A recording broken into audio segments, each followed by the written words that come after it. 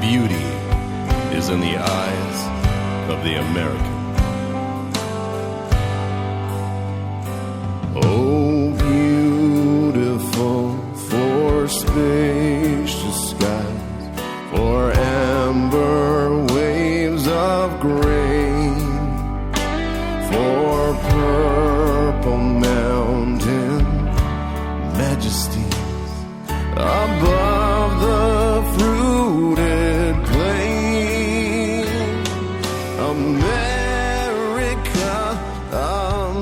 America, God shed his grace on. My name is Gary Butterfield, he, him. My name is Kay Ross, she, her. And you're listening to Watch Out for Fireballs. It is a Games Club podcast. And this week we are continuing and concluding our discussion of Wasteland 3, which was developed by In Exile Entertainment and published by Deep Silver for the PC and consoles in 2020. Deep Silver, no longer a chess AI, now a publisher. Yeah. You were close, buddy. You were close. Yeah. This is our 500th episode. Episode 500, sorta. We have a bunch of other episodes. Yeah. There's like a little bit short of 800 episodes on the feed. Yeah. And some of those are bonus episodes, extra episodes and stuff like that. This comes up in comics all the time. Yes. Where they're like, I don't know, may as well be Captain America's 500th issue. And it's just totally arbitrary. Yeah. And in the grand tradition of our 50th episode, we're doing it on a non-momentous thing. Oh, our 50th episode was X-Men Legends 2. That was our 75th episode. Oh, 75th, the big 75. I think our 50th episode was Shadow of the Colossus. I think you might be wrong. I think we check that out. I think I'll have to look at that. Let's see. 100 is Super Metroid. Yes, I want to say. Is. Yeah. 125 so sometimes is you pick Portal a big game World for 2. these. Sometimes it just doesn't work out. This was at the end of December. It was always going to be something. Yep. Yeah, it's always going to be the third part of something. Yeah. Last episode, we talked about capturing or killing the first of the Patriarch's children, Valor, who is trying to help the Gippers resurrect a Cyber Reagan. I'm sure this is a good game. We covered many of the side quests around Colorado Springs and Denver. And now we're going up onto the second fail child up in the mountains in the north to deal with Victory, the Psychopath. Was pulled up in Aspen. Yeah, we've got a Travis McElroy to bring down. Yeah, Jokester is here. Yeah, no, the Trickster. Yeah. Trickster. There we go, Trickster. Yeah, Travis McElroy is Trickster. Yeah. Episode 50 was Castlevania 3, which I feel is a fine episode 50. Yeah, that's a good one for it. Yeah. Because I felt like Shadow of the Colossus was different than that. Yeah. But anyway, it doesn't matter. Nope. Literally could not matter less. It doesn't matter in comics. It doesn't matter when we do it. Nobody's ever cared about it. It's just like a insane inside baseball thing. Mm-hmm. Yeah. People get in these days and times, people are desperate for a reason to celebrate. Yeah. If you can make something momentous in a world where very few things are momentous, you do it. Yeah, and like we're recording this, Duckstream's behind, so like that's the only reason to celebrate now. Everything else is a dour affair. Got to wait for a year. We're heading north. We're heading into Aspen. When we enter the zone, we get a distress call immediately from Riley Woodson. This is a ranger who was captured by Victory's men after the attack on the lake. He's injured and being held captive. Yes. And you head up to a resort that kind of was just used as a resort and a place for summits by the Patriarch. The 100 families would head up here to like chill. Yeah.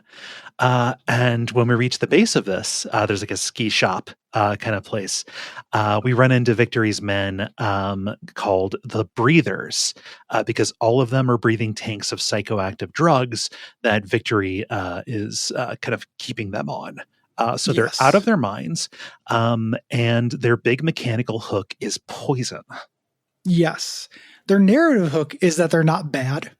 Right. Which is weird. Like, these are actually good guys. They're just victims. Victory has like regular psychopaths and then breathers. Yes. Through this. We have to go through the ski lodge to raise a drawbridge to get across. And there are kind of two paths we can go. One has a lot of combat. The other one is a trap course designed by Victory. He says it will lead to escape. The idea being, his prisoners, if they can get through the gauntlet, the Eliminator challenge, they can leave. Right. And because this is Wasteland 3, you're going to go one way and it's going to empty out into a combat encounter that you can take from an advantageous position if you do this. And this is a bunch of skill checks, but it's also like, do you know how to move your party around, standing on switches and stuff? Yeah. Yeah. Nothing too challenging, but would be difficult for a single prisoner to escape. Right. Yeah. You eventually get through this. We fight a bunch of breathers and we can take this gondola up. We find the 100 Families leader here, Knox Hardy, tied to a spit over an open flame, just for who knows how long. Low and slow.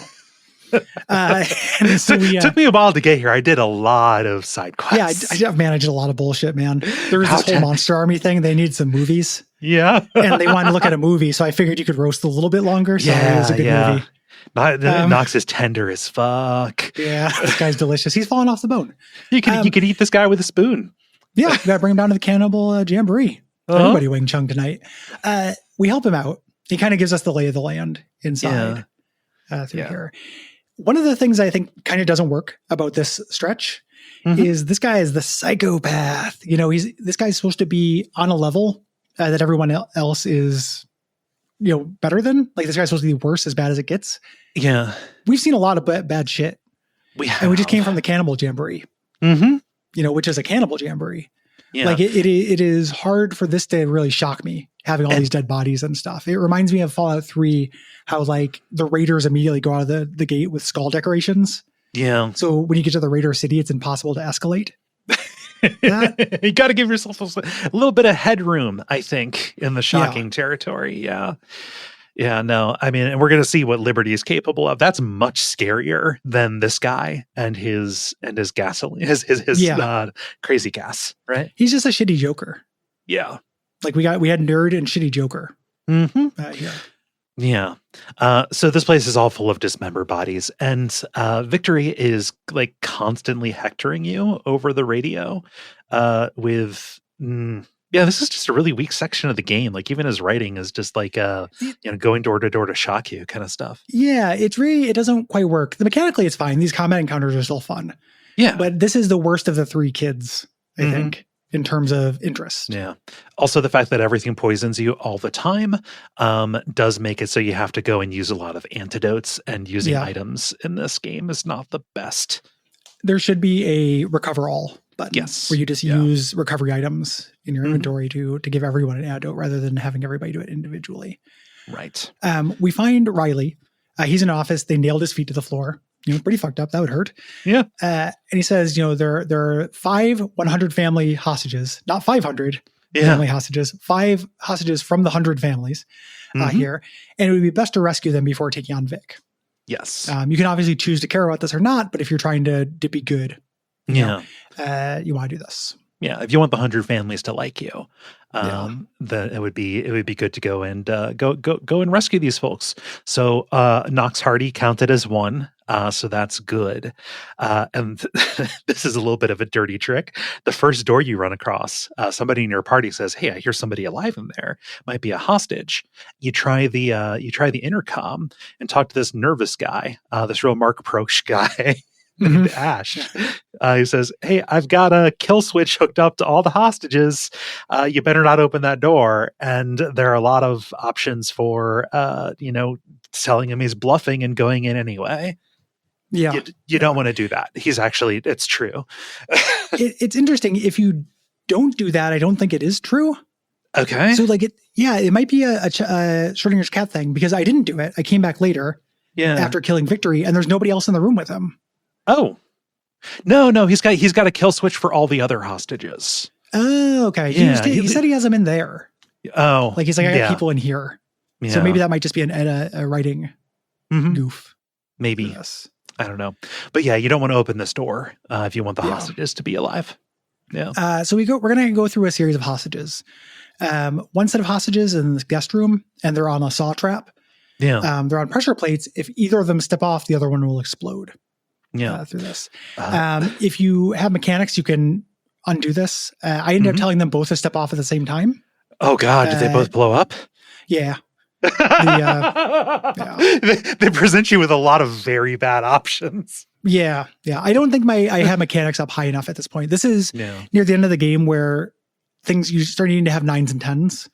Yeah. For things like mechanics and nerd stuff and everything start being, lockpick. They all start being, maximum. They assume you're going to maximize these.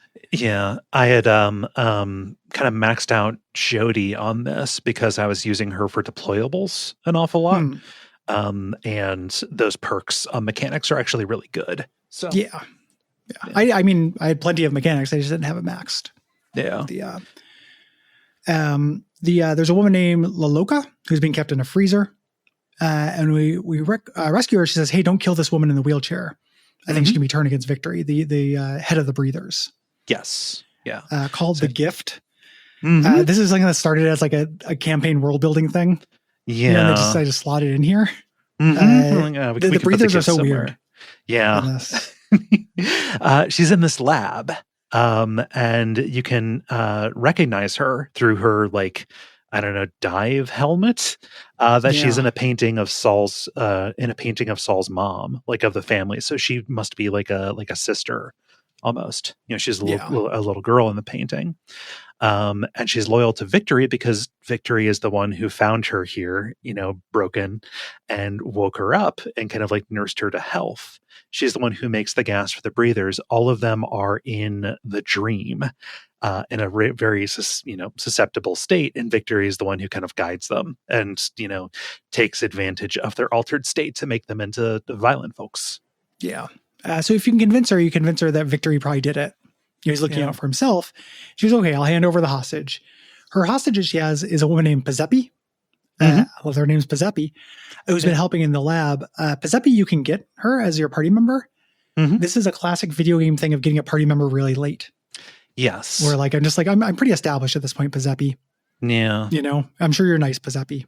I don't feel like paying to respec you. Pazeppi, I'm sorry. Your skin's green. That's cool. I wonder what that is. She's from previous games, I believe. Yeah. That makes sense. Yeah. But I had just folded Scotchmo in, and my entire party was story people, in addition to the two the two beginning guys that I made. Yeah. I just told Pazeppi, hey, there's no room. It's just, I understand. And then she went back to base. It's very inconsequential. She goes back and hangs out. Cool vibe. Cool. Hey, everyone's agreed here. The final hostage is being held in the sauna that is off of the pool room. The pool is full of blood and bodies because it's not just a normal pool.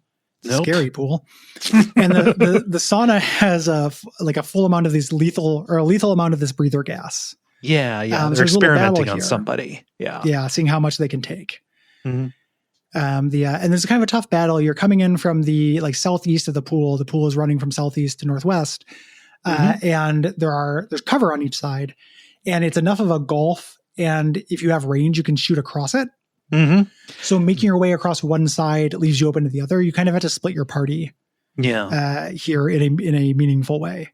Yes. To get through this. Yeah. Only my sniper and my guy with the machine gun was able to reach across it, and they needed to be pretty close. Everybody needed to be pretty close.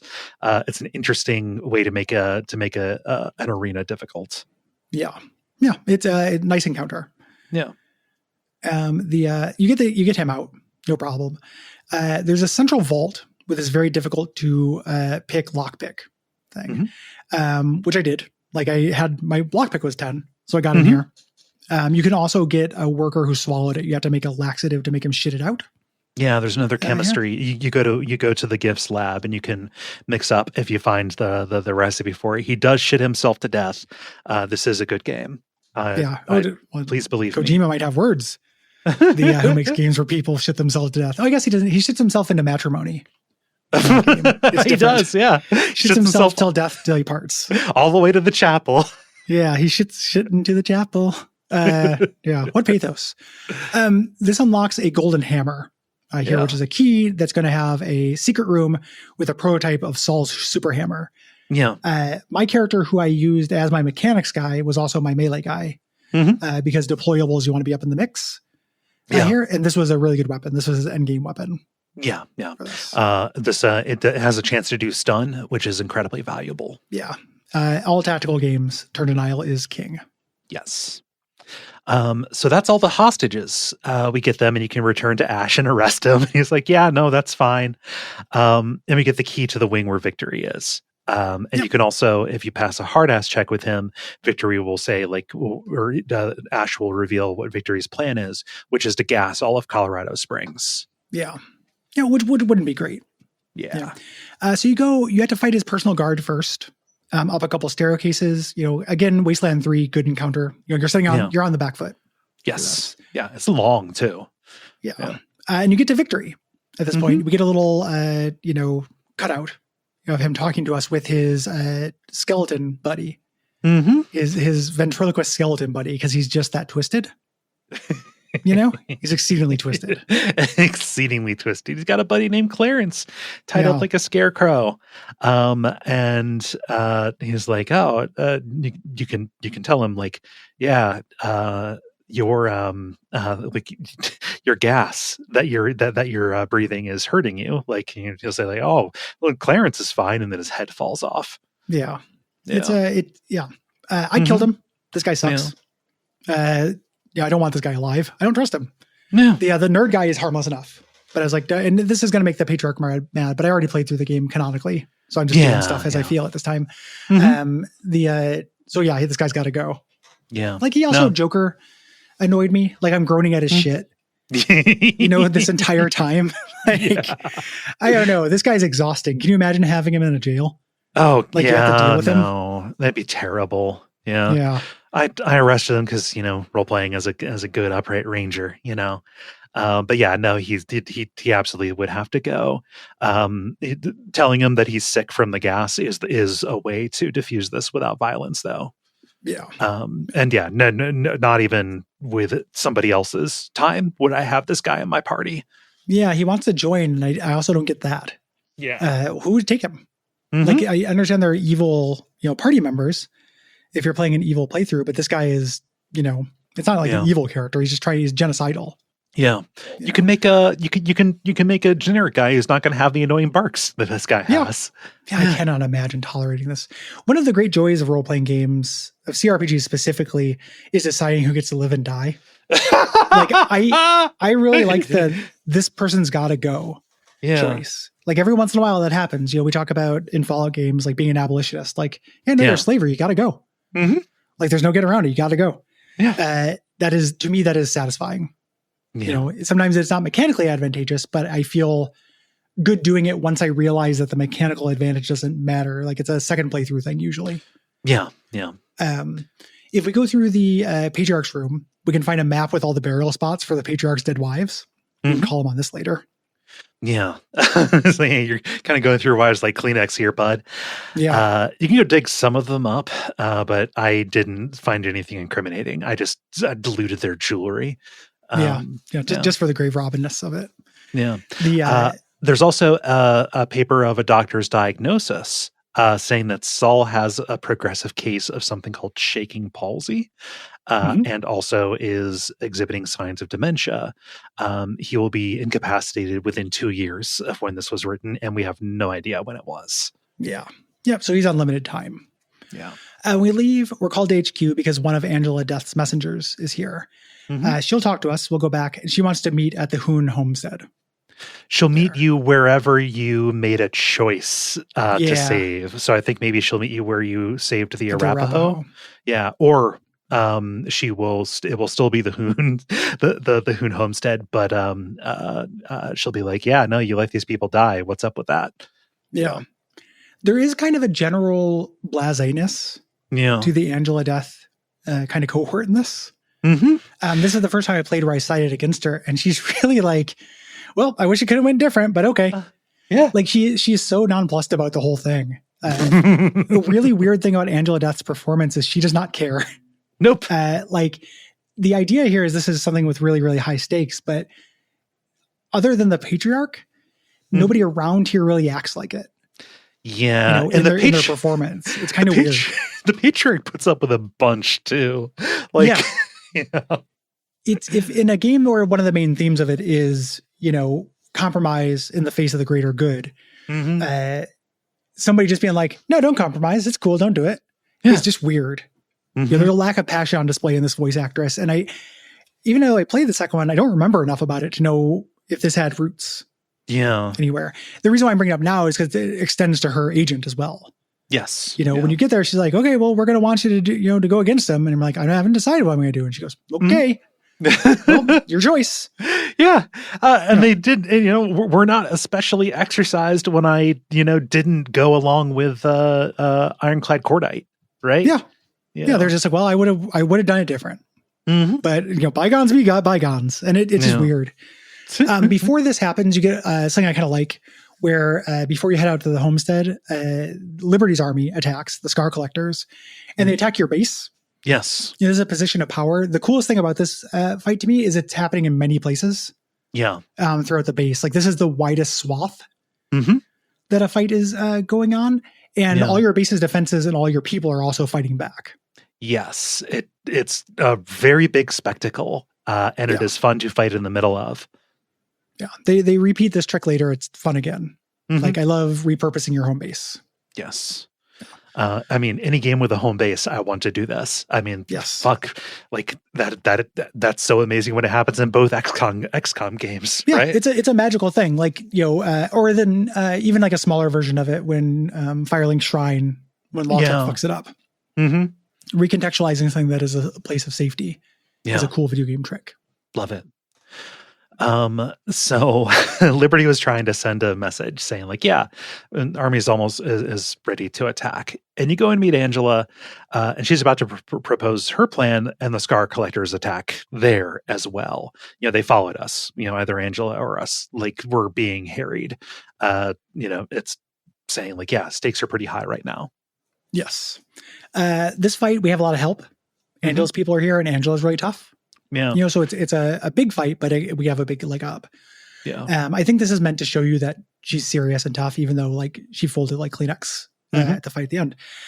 She lays out what she wants. Listen, overthrow the patriarch. I'm mad at you for not freeing Ironclad Cordite. The idea was he was going to help overthrow the patriarch, and then he could head east and keep the gangs in Kansas busy. Yeah. The patriarch has been making these deals to keep those gangs out. What if they were just fighting Ironclad Cordite? Yeah. And you can ask her, you can say like, hey, sending Ironclad Cordite out there to continue his reign of terror, how is that any better than what the patriarch did? Throwing Kansas into chaos to keep Colorado safe. And she says, the difference is we aren't paying him to do it. We're just letting it happen. Yeah, it's weird. Yeah, she just expected Ironclad Cordite to die. Yeah, it's cool to use this guy to kill civilians. It's just not cool to give him $1 to kill civilians. Right. It's weird. It doesn't quite work. Like it's a through line throughout the entire game, but the ending of it doesn't quite work for me, the way it climaxes. So we need to go to the Yuma County Speedway and defeat Liberty's forces, the third fail kid. If we do this, we're going to put the gangs into chaos. We're going to kill Liberty before she can lead a coup on the patriarch. And this is where your characters start making choices about what you're doing. Yeah. You have certain characters who are very tied to helping the patriarch because it's going to save Arizona. Certain characters who are more blasé about that or feel the opposite. Yes. About that. Yeah. Jody was the only person who spoke up about this maybe being a problem. Like Scotchmo and Quan didn't really care. Yeah, they don't care. They didn't say anything. Yeah. You're doing the thing that they like through this. Yeah. I think Pizzepi might as well. If you're a Pizzepi head, I think Pizzepi also, basically it makes sense. The people who have ties to Arizona are like, we can't let those people die. Yeah. Jody will even say like, hey, I've got family out there. They're going to starve. And Angela's like, you think I don't? Yeah. And again, though, why does that make it okay? Yeah. Like, why are you willing to throw your family away, weirdo? Yeah. So we return to the patriarch. The patriarch is very mad at me for not saving his son. And there's a really nice little bit of writing here where I can say, you can lie and say, I couldn't manage it. And he just lists off a bunch of stuff you've managed You know, he's like, you mean to tell me you could do this and you couldn't save this one little shit? Yeah. And he's mad, but nothing happens to it. Right. And this is why I start confronting him on stuff. You know, I say like, oh, you got a secret prison, you got a bunch of dead wives and stuff like that. And he just, you know, he to me, for my character, he kind of lays it out. He comes clean. He's like, yeah, I did this. Here's the reason why I did it. Yeah. This is the idea. He gives real PR polished answers on stuff. It's funny because you can confront him with a secret prison, and he'll be like, "No, that's just a rumor people are spreading to undermine me." If you went in and freed Ironclad Corday or killed him, he'll say, "Hey, the thing I said about not having a secret prison, well, the secret prison I don't have got raided and I lost a valuable political prisoner." I wonder what happens if you bring Ironclad Cordite. To him. I bet you that's fun. Like, well, shit. Yeah. And I decided not to lie. So like, yeah, no, I did it. I got down there, got rid of that guy. And he says, all right. He says it's his last warning, but it's like, don't do this 7 more times. But the interesting thing about this relationship, I think, is that you start off with a lot less power than he has. And then as you've kind of consolidated your power, you're now a peer. Yes. You know, he can't necessarily, you're a major power in the area. And I think the game does a good job of kind of building that up gradually with your base, like expanding and getting more people and everything in it. Mm-hmm. Got some side quests to do. Yes. Here before we head on to the Speedway. Yeah. God, the Yuma County Speedway is that's cellar door to me. Yeah. It's a very inspired setting for that kind of thing. Like a Speedway is definitely a thing that exists that I've not seen in a video game setting before. Yeah. Except like Gran Turismo. I guess that's so this side quest is called Disappeared. There is a woman named Betsy who shows up at HQ to ask for a favor. She's just like, hey, some of my family was sent away to a patriarch work camp. And you can say, oh, so he wants to free them. It's like, no, they deserve it. But we want to know where they are. Just so, it's peace of mind, right? Yep. And there's a lead we have, this retired ranger named Frank Pappas. You can recruit, but the rangers the marshals fucking hate it. Yeah. You can recruit him. Yeah. Are you sure about that? I think you can. Yeah. I don't think you can. I don't think he shows up on the list of NPCs. I could be wrong about that. I've been known to be wrong, but I don't think Frank Pappas was a guy you could get or recruit him for your base, not recruit him in your party. Yeah. Yeah. Gotcha. Okay. Yeah. He can't join your party. He's not an NPC. They're a companion, rather. Mm-hmm. Yeah. Yeah. But he is held up at those shitty apartments. And I just paid him so he can start a new life elsewhere. So he can tell us, he says like, yeah, if I tell you where this camp is, then I'm going to die. So I just gave him the money to run off. You give him like $200. Yeah. His main thing was dropping people off near a cave and he handed him over to this plainsganger who was tattooed. We go to those caves and we find a former godfisher and his partner. This is like a Romeo and Juliet thing. Yeah. Almost. There was never a work camp. This is part of the Patriarch's deal, which we already knew happened with the godfishers. They stopped attacking Colorado. He's giving them his prisoners for kites. Yes. A reminder to have their limbs removed, to be skinned alive, and to be flown up in the air as kites during thunderstorms. Yeah, into the sky. Yeah. Consequently, this guy had to go. I do not suffer the godfishers. So this guy died. Yeah. I didn't kill him. He says, I just want to move on. Really seems to, go to be over it. He was a go-between, not the actual person who did it. But when you try to leave, Betsy shows up and she's like, yeah, no, we knew our family members were dead. We just needed you to lead us to where the killers were. And I say, hey, you know what? You outnumber them. You're going to kill them. This is your fight, not ours. I'm not going to fight people from the town. Pulling an Angela death. It's not if they get killed, as long as I didn't make it happen. Yeah, okay. I'm going to swing my arms. Exactly. Very, I'm going to bite this pie like this. There is Miss Wong from that apartment calls and demands the Rangers come deal with a noise complaint coming from the abandoned casino downtown. Yeah, and it's full of partying teens. This is if you took out Far and Brago. Yeah, I did this the first time. I played through the game. I didn't do it this time when I sided with the gangsters. Yeah. But like always happens, when a place empties out, it fills up with shitty teens who want to fuck. Yep. It's true. Yeah. Why'd you say that? What's his name? Radio guy. It's true. It's true. It's swinging. It's the boy. Paul Harvey. Paul Harvey. Now you know the rest of the fucking. Yeah. So you go, and this place is full of very cool, very aggressive teens. Yeah. And they won't leave. So I decide to make the party shitty. You can also decide to join the party. But I tamper with the disco bot to make him play terrible music. And then like the lead teen and his girlfriend are here. You can hit on the girl, creepy, and then this starts a fight where like exes are brought up and they argue so hard that it kills the vibe and everybody leaves. Yeah. It reminds me a lot of the Bloodlines quest where you go into Ash's Club. Yeah. And like just be a menace, turn into a bad scene. Upstairs, there's kids playing Rangers and Robots, which is the D&D equivalent in this, and you can invite them to come to your mess hall to play instead. Yeah. You can join in on this, and you walk through the plot of Wasteland 1. Yeah, which is cute. Like when that kind of thing happens. Cute. Yeah. There's a quest called Sister's Keeper. There are these two women who call for, send out a distress call. Kim and Yoon Hye. They're sisters and they need our help at this abandoned town. And you go, and these really high-tech mercenaries have them pinned down inside of the ruins of a house.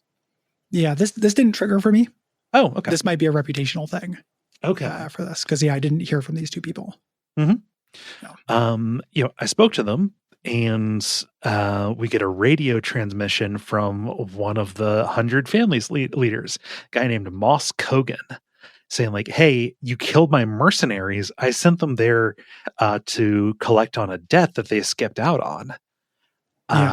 And you talk to them, you find out that Yoon borrowed money from Kogan, and Kim tries to play it off like it was altruistic. Like, oh, we just wanted to set up a Catholic parish. There wasn't one in the town. But Yoon steps in and says, comes clean. Like, no, I took it. I pissed it away. I gambled it, and I believe that murdering them is excessive, but it also wouldn't collect on the debt. Yeah. It's not gonna make you whole. Yeah.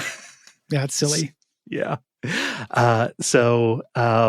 As I said, like, all right, well, I can just cover their debts. What could it be? It's $10,000. Even with as much money as you get in this game, 10,000 is quite a bit. That could be a lot of things for you. But you can use Kiss Ass if it's high enough to negotiate them down to scheduled payments. And it gets you a faction boost. Yeah. Yeah.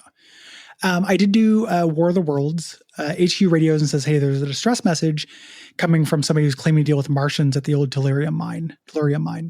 And this is a miner. He's an old windbag. He's coughing all the time. He's got this toxicity from this mineral. And he says, no, it's Martian robots that have taken over. My beloved Trudy is inside. You got to save Trudy. And you're led to believe this is a person. Yeah.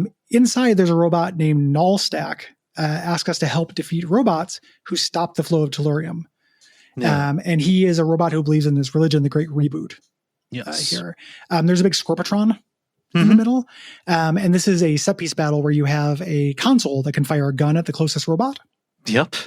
Through this. As a thing, all the robots had to go for me. Like, they're just going to fuck these guys. The story here is one of them, they're stopping the tellurium flow. Another one were scavenger bots. Yeah. Through this. So it's like, this didn't feel like my business at all. Like robots go at it. I don't give a shit. Yeah. So I wasn't really paying attention to what the windback guy said. Like apparently he said like there's a guy named Nullstack. There's a robot named Nullstack who's going to try and trick you. But I sided with them. None of them were synths. Only one of them was a synth, and I killed the guy. Yeah. You go back to the miner. He says, damn it! I was trying to get you to kill Nullstack, so I could get out of this deal with him. Okay. Right. Yeah. And you get the collar. Trudy's a dog. Yes. Trudy died. Yes. So kind of a nothing quest. Something I think is kind of funnier is you get this distress call from someone saying they're one of Santa's elves, and you have to go to Santa's workshop. This is a bowling alley up near on the way to Aspen. And you go in, and there's a Santa And there's people in elf costumes being overseen by robots with like evil Santa names. Yes. So there's a Krampus robot. There's I can't remember the name of the other evil Santas. Yeah. There's a surprising number of evil Santas though. Oh yeah. Yeah. Billy Bob Thornton. Yep. Yeah. Something in a less than good Santa. Yeah. And I like this Santa performance. I think this is funny. I don't know. It's incredibly funny. He really does seem to believe that he's Santa. He is, he's like, oh, ho, ho, holy shit. What are you guys doing here? Holy fuck. What are you doing? Yeah. And to talk to him, you have to talk to Sugar Home Mary, the woman who called, and say there are fresh baking cookies and he has to go get them. Like he's under a geese. Yeah. To go do this. Yeah. So this is a slave labor camp. He's making the elves create a drug called brain candy. Yes. Which I can only assume is a reference to the movie. I can't imagine it's not. Yeah. Yeah. So we have to find some proof kind of to figure this out and get the information to free the elves. Yes. And get the recipe here. Yeah. You can go in and you can see that the elves are being kept hostage with exploding collars. Yes. It's called the Naughty List Protocol by hacking that. Sugar Plum Mary, she directs you out back, saying like, the information that you need to prove to this guy that you know what's up. This is not actually Santa. Is back there. I'm pretty sure that's not Santa, and I can prove it. Yeah. Just a little bit more evidence I can prove this man isn't Santa. Yeah. You fight some toads and you get into the outbuildings. They're full of piles of dead elves. Some of them are hanging dead and frozen from light poles, but you do find the recipe for brain candy. Yes. After you do this, you go back inside, you can confront Santa with it. If you have a hard ass check, if you've been leveling hard ass, you can get him to run. Mm-hmm. I did not have hard ass enough, so I went into the computer room, which he tells you not to do. It makes it sound like it's going to be it's going to start a combat. Yeah, but it doesn't. You go into the computer room, you shut off the protocol, and then you and the elves fight the robots and Santa. You lead a revolution. Yeah, you lead a workers' revolution against them. They're not very useful in it, and the robots are tough. But you start from a really defensible position. You start in the elves' room. Yeah, there, so you have a really good choke point. Yes. The way that I resolved this, because Santa ran away, you terribly evil options. You can replace Santa and press them into service making the drugs to send them to Ranger HQ for use and for sale, or you can send them on their way, or you can just say like, oh yeah, this is pretty lucrative. You should probably just make it for yourselves and sell it. Yeah. I just told them you're free to go. The drug is apparently a good drug, but like all games of this type, I tend to forget. Yeah. About drugs. I try not to, but drugs are like something I tend to forget. Yes. In this.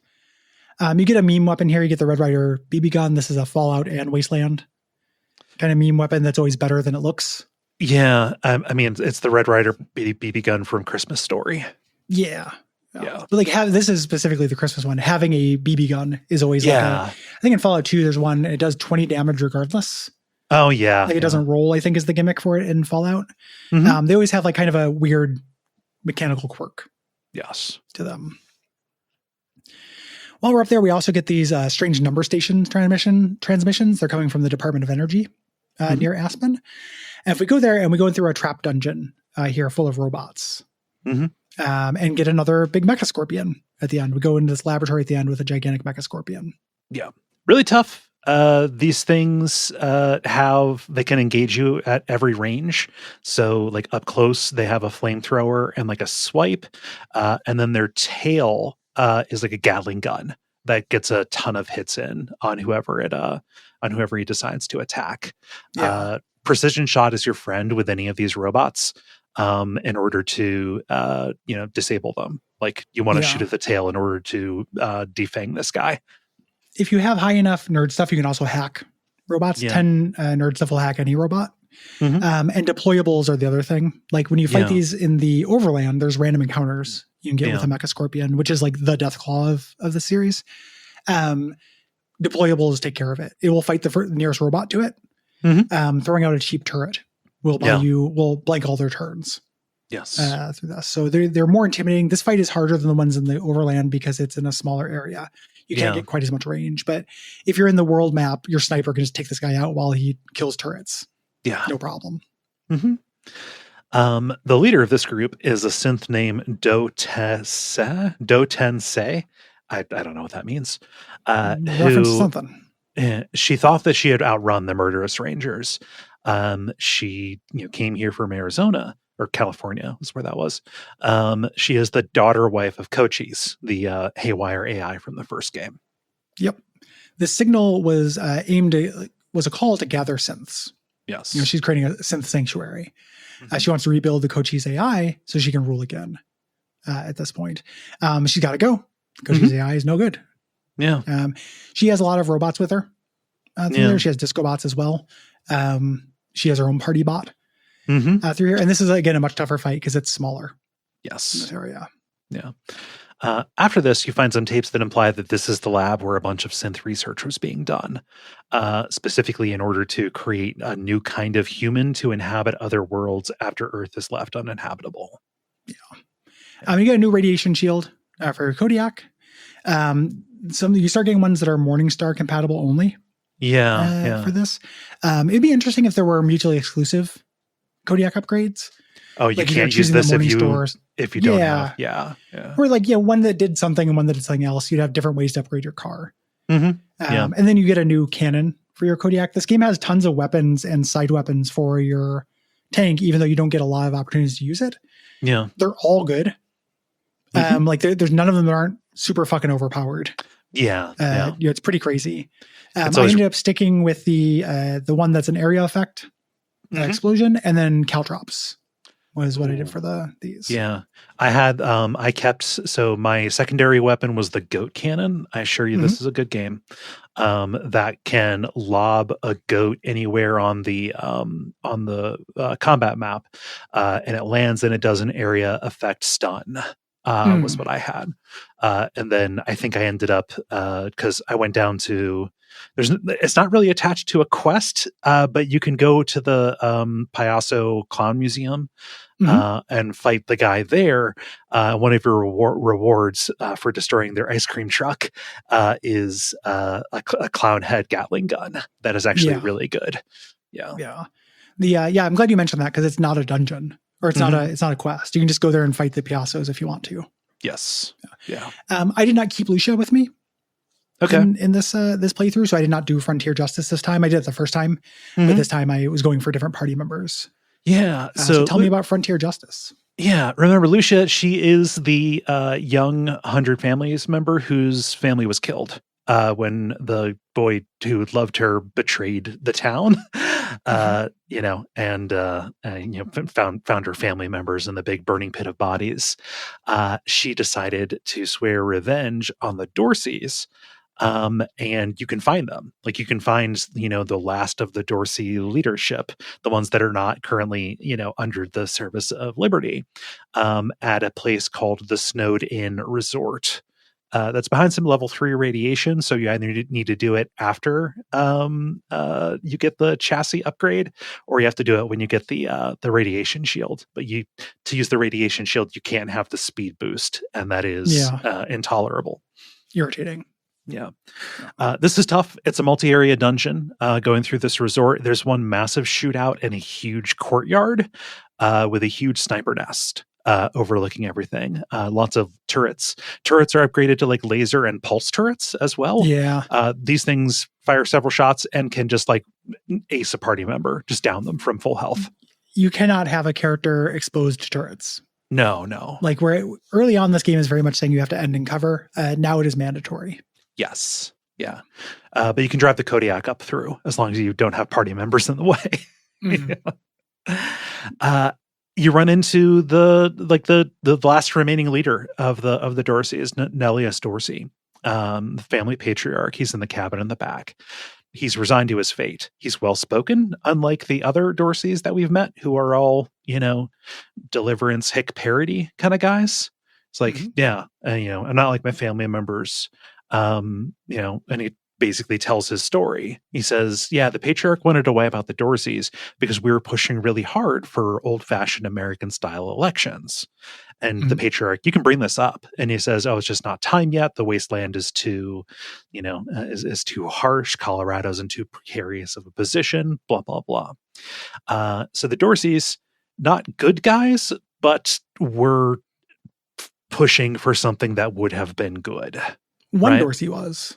Yeah. Like the rest of them are all just hillbilly maniacs. Yeah. Like I remember when I did this the first time feeling really unsatisfied. It'd be like if you went to the McPoyles and the patriarch, rather than being Guillermo del Toro, was the lawyer. And like there's just no causality between these things. Yeah. Like they all were just like rocket happy hillbillies. Yeah. It was real silly. And I was like, oh, now you want pathos from this? Get fucked. Like that doesn't make any sense. Like I mentioned this in the first episode. I like this game a lot mechanically. Uh-huh. One of the things thematically and narratively is I think that it overdoes its theme. The idea that like, again, what sacrifices will you make for the greater good in the short term is they want you to think about that a lot, but then they just keep doing articulations on it. Yeah. Without exploring kind of other angles of it or other themes that would be kind of like constellationally attached to this. It really hammers this one point so much that it gets fatiguing. Yes. And it also has to stretch reality to hammer this point further. Yeah. You end up with these situations where it can feel like all it's doing is saying, hey, this thing you thought was bad, it's good. Yeah. Oh, this thing you thought was good, it's bad. And it just feels like variations of that at a certain point. Yeah. It gets tiresome. And like there's a very specific hand wave here where he says like, yeah, no, like our family used to be like me. But we were pushed out onto the plains. And, this is a thing that's been going on for like a generation or two. Like everybody went feral, like life out there just turned them into what you saw, which begars belief. Yeah. Yeah. There are people, other things in this game rely on there being stakes of people in the plains not doing that. Yeah. Like the game leverages the plains as a place of a semblance of civilization, or at least like humanity. Yeah. Those people didn't turn into feral deliverance comedy relief monsters. Nope. Yeah. Consequently, they allied with Liberty. This is why they did their big attack. They intercepted us to stop the patriarch from getting aid on there. But the family went too hard. They went for this decapitation strike, attack the city, and this backfired on them. Yeah. He says something important, which is that Lucia's father is the one who led the campaign to wipe out the Dorseys. Like Lucia's father was the lieutenant who ended up pushing them out onto the plains, right? Yes. And Lucia wants to kill him, but you can stop her from doing it, or you can let her. I stopped her, saying, like he needs to get a trial, all that. He says, no, but your dad's still alive. He's being held captive by Liberty. And then he shoots himself in the head. Yeah. If you don't have her with you, he does not show up at Liberty's camp. Okay. So this is one of those things. Yeah. I never did the provost thing. I had the provost with me and he died. Oh yeah. He died before I could get to this. Kind of weird, right? Because there's a toaster at the Snowed Inn that gives you a coin called the Owl of Minerva. And if the provost is with you, he says something about it. He says there's a cave up in the mountains. You have to keep this guy alive for fucking ever. Yeah. To do this. Like he has to live through the Battle of the Gippers.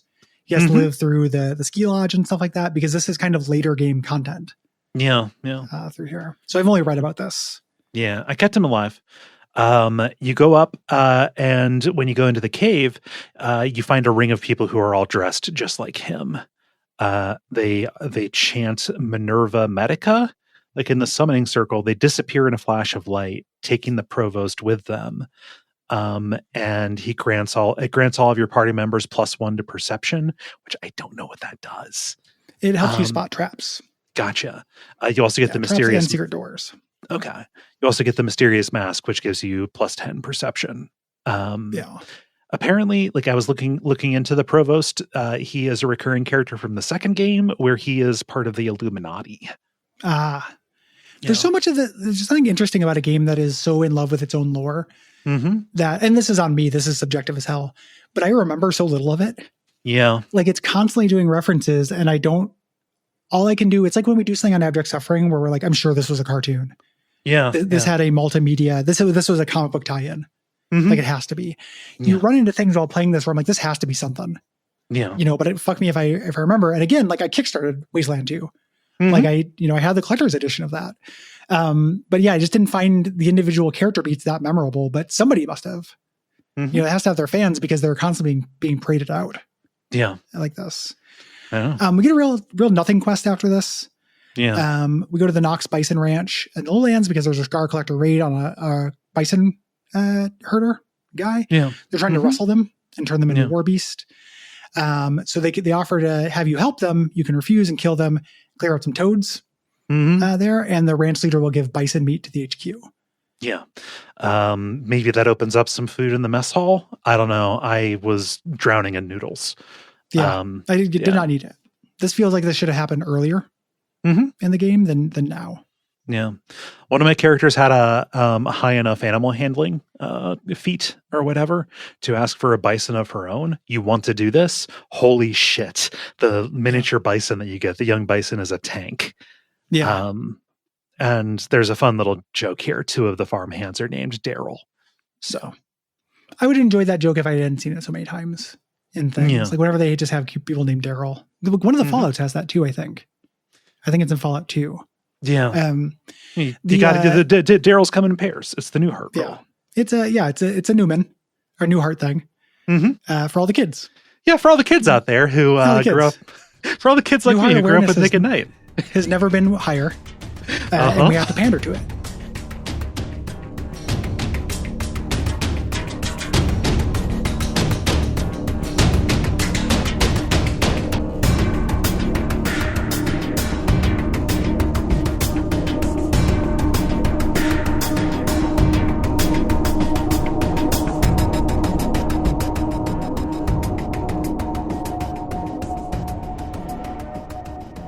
So we do the final one here with the trader, the sand in the gas tank. We go to the Yuma County Speedway. Yes, We meet a patriarch. Or go ahead. We're going. Yeah, we're going after Liberty here. Yes. When we come in, we meet a patriarch spy named the Mechanic. Waves us into the garage before we get spotted. Gives us a rundown on the gangs and says, "Hey, if it were me, I'd just turn them against each other rather than just going after Liberty directly."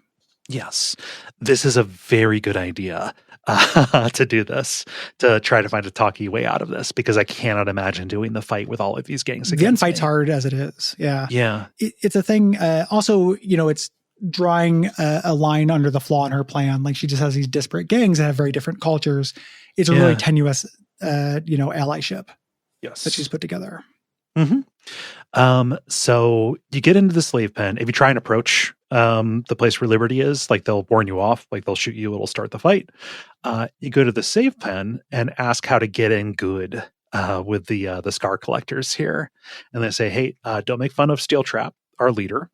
And also do not mention the disappearance / suspected kidnapping of one of Cordite's top men, D Sharp. Ironclad Cordite used to lead the Scar Collectors. They deposed him because of his deal with the Patriarch, and the new person who took over banished D Sharp. And people liked D Sharp. This little slave pen is very funny. It's a fully functional town. Yeah. There's a doctor and a merchant there. This is where the slave, because again, I was doing things I didn't do the first time.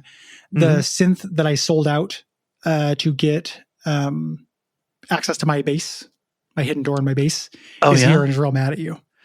She's like, don't fucking talk to me. I'm like, okay, yeah, sorry. Sorry. Shit.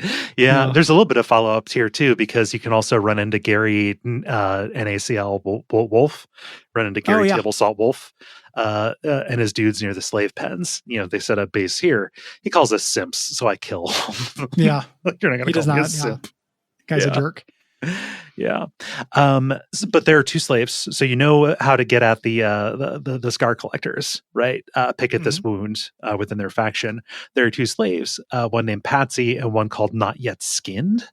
And they're like, you got to pay us. You got to pay us a lot of money for this information about how to take out the payasos and the godfishers. You ask, like, well, how much? And they say $10. And you say, yes. Yep, no problem. And they tell you a rumor. The Godfisher leader found the Payaso second in command sleeping with his wife and turned him into a kite. Yes. So they have this non-aggression pact. They're not supposed to fight each other, but they are. Yes. The Payasos are headquartered in an old fast food joint called Circus BBQ that's now called Meat Clown here. And you get this one named Risky Brisket, which... Incredible name. That's a really appealing... That's a good name for a cat. Yeah. Makes us get a clown burger. We could craft these before too. There's like, you could craft this, but do you want to? And you can buy it and stuff. This poisons you. Yeah. In the beginning of it. You can just start a fight with the clowns. It's a really bad poison too. It lowers your chance to hit. It's not like a damage over time poison. Yeah. You definitely want to cure this. Yes. So you say like, after you do this, you don't fight the clowns. They're kind of live and let live. You fight up the mountain because you're going to try to find proof. Yeah. The cucaracha was skinned. Yeah. Cucaracha, the guy who slept with slept with the wife of the Godfisher leader. Yes. So these fights are really fucking hard. It is really hard. A weird thing, demerit, like an irritating thing about this. So these fights this is the point in the game. There always is a point in all of these games where I'm like, I'm kind of done. Yeah. I would like to be done. So I was like, what if I didn't fight these? What if I stealthed up? Like I've been putting stealth into my sniper. I can now stand in like a cone of vision for a few seconds. Yeah. I can probably sneak my way up here. You do it when you get to the kite at the top, it just summons your party in for the interaction or whatever. So you start a fight at the top surrounded by everything. And I'm like, fuck that. God. Like, why couldn't she just bring it down? So then I end up just redoing it and fighting my way up. Yeah. But irritating little bit of, classic gameplay, like your characters teleport to where they need to go. Yeah. Hate that. Yeah, irritating. The secret to these encounters is there's always two paths up to the next combat arena. You have to split your party up in order to really have a chance at this. That is an interface tax that I was also like around this point, just kind of, Yeah, when I did it, I didn't do that. I just took the left path and left the right path alone. Oh, okay. They were far enough apart to where they just kind of slept through it. They didn't hear the gunshots. Oh. No. I don't know. But you eventually get this thing and now you can return to the Piassos and say, hey, check this out, and they'll wipe each other out. Yes. Those two gangs, the two minor gangs. It is really funny in both of these cases. After you've sabotaged the gangs, you walk back into the main area at the speedway, and then you just see a little cutscene, like in-engine cutscene of these guys doing attacks at each other. Yeah. Always, wiping each other out to a man. Yeah. Even whoever even starts it, who wins, blows up for some reason. Weird little bit here. You go into the Scar Collector mine here, and this is attached to a USSR space station that crashed. Yes. They have a bunch of cyborgs there. You can also free the cyborgs yourself. Did you get the cyborg companion? No, I didn't. That only spoke Russian. This guy's nuts. Like, he's very powerful. Okay. You go unlock him in this thing. You have to have high enough computer or whatever to like translate or get into the root menu. But you can unleash these guys and have them help you. So you get some Russian killbots. Nice. With you. You also free D Sharp. And she says, hey, the woman who took over the company store, if you kill her, it's going to undermine the Scar Collectors. So do that. Yeah. So you go do that. It's just a, fight in a cafeteria looking thing. And the Scar Collectors wipe themselves out. So I didn't do the final fight with all of them, but I know what it would have been like because you go up to the final gang compound. There are still fights against the Dorseys who are here, kind of like the last of the honor guard. But you do see like dead bodies in the arenas that otherwise would have been full of enemies. Yes. Yeah. When you get to the end of this is a point of no return. The game will warn you. You talk to Liberty. She's mad that you sabotaged the army, and she's like, I'm glad you got my brothers off the board, but I'm mad that you did this. Yeah. Listen, my father's not going to rule the right way. He needs to be an emperor. He needs to be even more hard ass. Yeah. We can't have a world of borders and trade alliances. Like, this has to be law of the jungle, basically. Yeah. My hard ass was not high in this. Kiss ass was my social skill for this. Okay. So I had to fight this fight. And this is a really hard fight. This is way harder than the ending. In part because you cannot ambush. You have to start dialogue when you come in here. And then you have to deal with initiative, which I had not been leveling because I always went first because I always ambushed. I always called my shots. This ended up being the only time in the game I had to reload. Oh, okay. And I had to reload in order to survive the first wave. So I had characters like use drugs and stuff to get damage resistance enough to survive to go outside. And then they were okay. Mm. But when they're just kind of in the kill box in the middle there, it was really, really hard. Mm-hmm. So, yeah, no, I could see that. I just talked. I had hard ass and said like, hey, listen, you're not going to control this army, right? Mm-hmm. Like, you know, I've wiped out everybody that you had with you, and anybody else that you bring in, they're going to fucking hate your dad and they're going to hate you.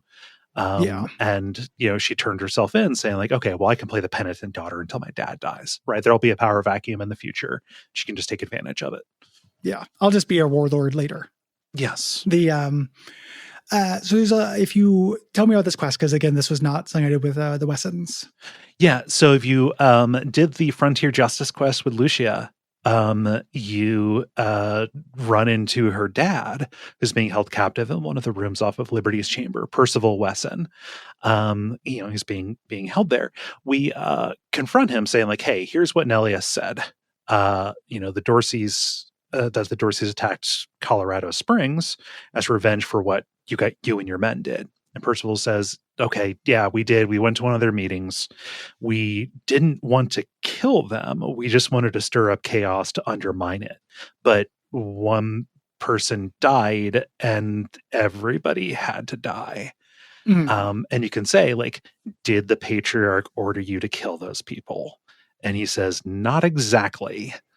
Yeah. And Lucia's in shambles. You know, we have to decide what to do. Say, hey, you should face trial, not exile, not execution. And Lucia agrees with this. She does try to go with Sheriff Daisy to take him back. I need her with me because she's got a lot of gear and stuff. So I was like, hey, our work isn't done. This'll be fine. Come way with too us. late to sub in Pequot or whatever her name is. Pizzeppi's. Again, one of the things I think the game overplays its hand. A trial is akin to execution in this. Yes. If you remember, a trial is just being death by exposure. Maybe not death, but the very likely death by exposure. Yeah. Like this is a game that's trying to play in shades of gray, but the results of things are never gray.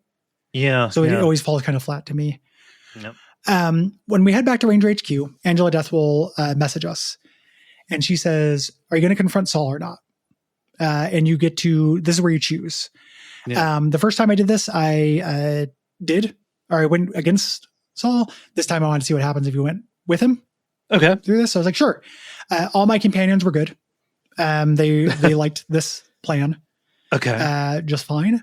Angela Death goes, well, I suppose that sucks. I guess I'm going to kill you. Like, is the least committed voice performance of all time. Okay. Yeah. Does the fight happen just at the HQ with Angela Death's men trying to take you out? You do that, and then you also do the same fight at the end. You just have different people on your side. You come at it from a different angle. Oh, okay. So yeah. Yeah. I didn't have a fight. I got the good ending, but I almost wish that there was a climactic battle. Because it was just like a real like non sequitur almost. So I guess, you know, you gather up your people if you go against the patriarch and you haven't done the thing. If you did not get the Rangers or the marshals and the and the 100 families on your side, you have to go without their support and do a big fight against all of the patriarch's men in order to get to him and then, you know, decide what to do with him. If you have the support of everybody to say like, hey, we're going to do a nonviolent transfer of power, they agree to support you. Yeah, so it's weird that you fell into that. It's something like 0.1% of players have gotten that. It's made specifically to be counterintuitive. I was just trying to treat the refugees like shit. Yeah, I was just trying to keep people happy. you have to go, like, again, one of the things it's doing, like, you are keeping people happy, but you have to like stop the refugees from being able to come in. You have to stop Mama Carter. Like, you do something that is video game evil. Yeah. stop people from getting shelter in order to make the 1% happy and the cops. Like it's doing a subversion where if you want the golden ending, you're making people who would be the villains in any other game happy. Yeah. I mean, so last episode I explained why I worked against Mama Carter. She was getting people killed and didn't care. What was the thing, right? Well, now they're just dying in the plains. Well, yeah, they're just not making their way into town. Like there's not, again, the game does not do a good job with gray outcomes of the actions. I also, because the possibility of revolt was what was a possibility, I was like, okay, we're gonna take over and then it'll be fine. So it's like deferring letting people in. Call me a lib. I don't know. It's a little shit lib. It's a little shit lib. It's a little bit guide looky. I was I just said that to make you mad. Okay. I don't actually believe that. It's weird that you landed on that, because again, it's one of the rarest like achievements. Oh. The game specifically sets out to make people not do this. Like if you look up stuff about the game, people are like, it's very frustrating that you don't get a good ending unless you do these things that nobody wants to do. Yeah. Like it's a weird thing the game is known for. So just a little surprising. Oh. I don't know. Yeah. I just, it's the decisions I made. But you just go and you confront the patriarch and say like, hey man, time to go. The sun's getting real low, buddy. And he's like, what's the meaning of this? And you can just give a signal to the marshals to draw their weapons on him.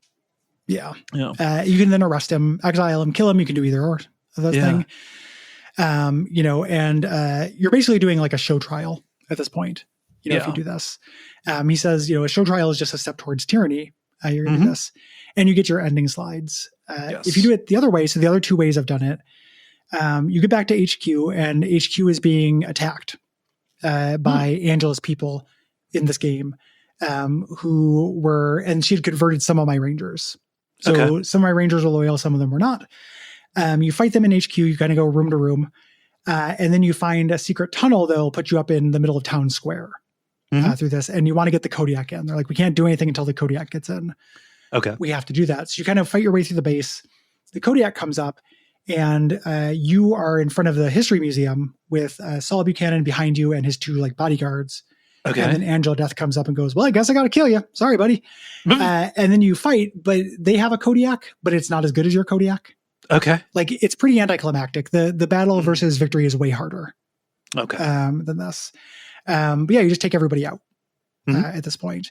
And then you get your ending choices at this point after the fight. If you end up going with Angela, it's very similar, except you just come up with Angela from the other side. Okay. All right. I gotcha. Yeah. Do you get a choice of what to do with Colorado at the end of this? Like, so if you support if you support the patriarch, it's just like, all right, we get our aid and go back. Yeah. He says he's good on his aid. So that you don't get a choice of what to do with Colorado. You're not in charge of Colorado at the end. Okay. You don't hostile take over it. The ending thing you get, I got all the ending slides for the various places, and it just, it came up and it's like, the patriarch was as good as his word. Like the Arizona Rangers are thriving. Something. And everything worked like we said it would at the beginning of the game. Yep. Yeah. If you do it with Angela Death, you can take over. I did that the first time, where you get the chance to either do that or install somebody. Okay. At that point, you can do it. My thinking of not staying there is like, I'm an Arizona Ranger. Like I'm on vacation. I want to live in the snow zone. This sucks. But if you do that, if you side with Angela Death, you do get the choice. Okay. Of putting her in, I think you can put her in charge. Oh, I don't want to do that. No. Her plan sucked. Yeah. It's not very good. And there's like the Plains gangs are still a thing. Yeah. Like the thing, my thinking was basically, and again, I think this is kind of a flaw in the writing of the game, but what it's trying to do is it's saying the patriarch was a load bearing thing. Yeah. This moral compromise he made sucks ass, but it's stopping these gangs from coming and killing everybody. Yeah. Like that's going to happen. And the endings, if you look at all the ending slides, they're all in the wiki. Like it very specifically keeps that stuff. Like there isn't a happy ending. Right. One of these factions is going to be a problem in the future, kind of regardless of how you do it. Yeah. Yeah. Like even in my ending, it's just like, we have to get ready for a fight. Yes. Like there's a golden ending in that it avoids a fight, but not a golden ending for the future of Colorado or Arizona. Right. Yeah. For this. Yeah, I just like the golden ending was like expanding the reach of the Arizona Rangers. Yes, not that they were looking for territory, and we know that only good things happen when you expand your territory. yeah. It's also something I can't be invested in. Yeah, like it's a weird little bit. We're getting kind of into end thoughts here, but like I don't the Arizona Rangers. It's a cool idea. Fine with it as a thing. It's not a base I'm managing where I want them to have global power. Right. It is weird and fascistic feeling to me to be like, I know what's best for this area as well as a thing. Like in this game, one of the differences between this and Fallout is you're ostensibly, it seems a little bit like you're playing an itinerant do-gooder who is going around just trying to fix all the problems of the Wasteland. But there is an edge to it that is like kind of Brotherhood of Steely.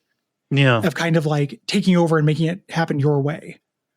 As a thing that feels a little bit awkward to me. Yeah. You get and there's different songs at the end depending on the fight. So if you're fighting Angela Death, I think it was America the Beautiful. Played a sad cover of that. I can't remember which one plays if you fight Saul. I didn't get a fucking song. Yeah. No song. No fight. Yeah. I did get the Land of Confusion cover on the way back on the way back from the Speedway. Yeah. Yeah. I'm glad that played for you. Because it is a good cover. So for me, Saul did his thing. They said he was going to do. I let Colorado take care of itself. And I got ending lines for everything. The Robot Collective, which I sided with, they give you a, like, this might be bad. Like, these are always going to be like, this might be bad. They're like, they're welcoming any humans and they're keeping the word, but they're not running the oil well. Oh, okay. And that was a thing that was frustrating to me because I was like, just fucking send somebody to do the oil. Yeah. Like, it's right over there. It's not far. But the robots were not a threat. They were taking in humans as sanctuary, but they were not keeping Colorado running. That was a problem Saul was dealing with. Okay. My monster army died. Oh no. Which I mentioned before. That happened. Oh yeah. That's right. Yeah. I can't really remember the rest of them. It's not very consequential. No. I was not that invested in the individual slides of this like I am in a Fallout. Right. Like I love ending slides as an ending construction, but especially like for your party members, it's like, oh, Jody went back to Arizona where her family was. Lucia stayed on with the Rangers. Okay. Who would have thought? Like of course they did. There's kind of a weird like low stakesishness to the moral and emotional choices it's trying to make you make at the end. Yeah. To this, it feels like. Yeah. Because I really think the Robot Collective overreacted to me keeping Reagan away from them. Yes. They decided to never, ever trust humanity again. And they hold up. The Gippers fucking hate me for holding their god hostage. Both sides are stockpiling weapons, and Denver is going to be a problem. Yeah. It's going to be a nuclear war, a Cold War again. Yeah. The other thing that happened, I forgot this. I kept Liberty alive. I didn't kill Liberty. I spared her at the end. She lives in Saul's house and doesn't talk. Like she just has guards with her all the time. Okay. And she's chained, but she just doesn't speak and has never spoken to her father again. Is what she ended up doing for me. Okay. Liberty, because we imprisoned her, we have to keep reassigning guards because she keeps on ingratiating herself to them. Like she's trying to start a revolution with the guards. Yeah. Because like some of her again, all points are kind of valid. Yeah. In this, like it's whatever the opposite of like centrism is when it's in the middle. There's like a different kind of centrism where all things are equally valid. Yeah. It goes out in all directions. This is kind of there's a little bit of cowardliness to the moral outlook of this game, I think. Yeah. Yeah. It's not intense. Like I still like this game a lot. It's a very good game. Yeah. It doesn't have to be polemical, but it does lead to incoherence. Right. Yeah. And just kind of an unsatisfying feeling. Like for me getting to the end of this, either time I did it, there was not a huge feeling of catharsis. Yeah. Of like contrast with Fallout New Vegas, where like that is very similarly about the future of an area and the politics of an area that's important to the future of humanity. I cared a lot about that. Yeah. Like I was very invested in what happened to the Mojave Dam. Yeah. Yeah. Like, and it was more sensical, like what was happening. It didn't feel as arbitrary, like, oh, you didn't give robots a Reagan, so now they're going to turn into nuke bots. Yeah. It didn't feel arbitrary. It felt like, oh, of course they need water. It's the Hoover Dam. Yeah. It felt better. Yeah. And it's one of these things where in XL games are good, written well, have fun mechanics, but are kind of pale imitations of the best of Obsidian, I think, in terms of writing specifically. Yeah. Yeah. Oh. Agreed. Yeah. Good game. Yeah. Worth your time. Ton of fun to play. I definitely got fatigued by the time I got to the Speedway. Right. Yeah. Like, it's long. When I discovered that it was not one combat dungeon, but fucking 3 of them, it was like, oh no. But interesting tactical mix em ups throughout, incredibly engaging like party development and just moment to moment dealing with and taking apart encounters. Right. Yeah. Mechanically, this is as best as an XCOM. Yes. I think like the actual narrative and kind of thematic hooks it has on it are necessary to drive that, but they aren't particularly great shakes on their own. Yeah. Can't support the whole thing. That would be my opinion. Other people I'm sure had different opinions, and hopefully we'll hear them next episode. Hopefully it is too late to write in. But you can write in about January's games, which are going to be our rerun of the Legend of Zelda episode we did on Bonfireside Chat. People wonder why we haven't done that. We did a couple years ago. The second episode in January is going to be a Will and Gary joint talking about the Binding of Isaac. Mm-hmm. Yeah. If you don't want the 1,000 episodes of us not doing that, we're going to present one of us doing it. Yeah. Yeah. Then a Gary pick, we're talking about Thief 2, The Metal Age. Gary, we need to talk about what mods. I downloaded some stuff to modernize it, and I can send you links to it. So yeah, I got no problem with mods. I have not started it yet. So yeah. And our premium episode is going to be RoboCop. Yes, RoboCop Rogue City. Rogue City. Rogo wants an Ori Rogue. Yeah, that's gonna be really fun. If you're listening to this, if you have a project or product you'd like us to shout out and you're any kind of disenfranchised person, send me an email, Gary@Duckfeed.tv. Be happy to do so. Mm-hmm. If you want to write in on those things, Duckfeed.tv/contact, as you mentioned, for January's games. Mm-hmm. Thanks for tuning into Duckstream, which I assume you did. Yeah. Thank you. I assume we didn't die during it. As make that joke every year. We always say that, and one year it's going to be wrong. Yeah, but hopefully not this year. Yeah. Yeah. Assume it was a success. Thank you for making it so. Yeah. If you want to join us on Patreon, if you want to support us, if you like what we do, this is why we're able to do it. It's because of Patreon. You go to patreon.com/DuckFeedTV. $5 a month gets you, not only keeps our lights on, gets you bonus episodes and bonus shows. This month, it is going to be our live show from Portland Retro Gaming Expo, talking about the best and worst 7 out of 10 games of all time with the Retronauts. It's kind of a split EP. It's fun. Like there's equal amount of Retronauts and us on there. That's also how you get Rogo Wants an Ori Rogue next month, and then all of our back premium episodes. Yes. We think it is an incredible value. It is also how we can afford to have Gwen, who we thank. Big our thanks producer to Gwen. Yeah. Yeah. Until next time, what should they watch out for? Until next time, watch out for expanding your territory. Yeah. It's the worst of the 4 X's of the X's. This is legitimately true. It's the one that stops me from playing those games. Like, I don't want to go to another Vespine mine. No. I'm fine. I just want to build up this cool little base. Yeah.